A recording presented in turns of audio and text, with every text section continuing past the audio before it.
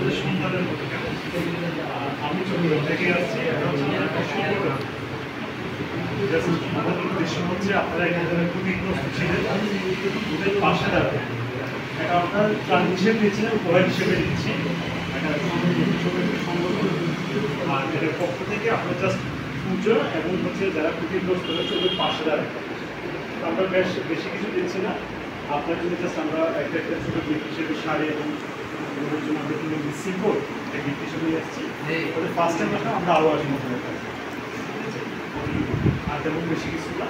আর আমরা সবসময় আপনাদের সাথে আছি, পাশে আছি। এখন অনেকগুলো বিষয়ের কারণে আপনারা নিজেকে হীনমন্যতায় করবেন, ছোটো মনে করবেন। ইভেন আমরা পুরো দেশে যারা আছে আমাদের সন্তান আমরা সবাই একত্রিত হয়ে সবার পাশে দাঁড়াচ্ছি। আর আমাদের এই কার্যক্রমটা শুধুমাত্র এখানে, এই কার্যক্রমটা এখন আমরা সারা বাংলাদেশেই চালাচ্ছি। যেখানে ক্ষতিগ্রস্ত আমরা সেখানে পাশে দাঁড়াচ্ছি। আর আমাদের এই সংগঠনের যাত্রা শুরু হয়েছিল 2003 সালে, যখন আমার গ্রাম পাশকেটে আপনার নাম শুনছে কি যাই, যখন 11 জনকে পুরো মারা হয়েছে। এই প্রেক্ষাপট থেকে আমরা এটা একটা বিশাল সংগঠনে পরিণত হয়েছে এখন, এবং শুধু একটা সেক্টর আমরা বিভিন্ন সেক্টরে কাজ করি।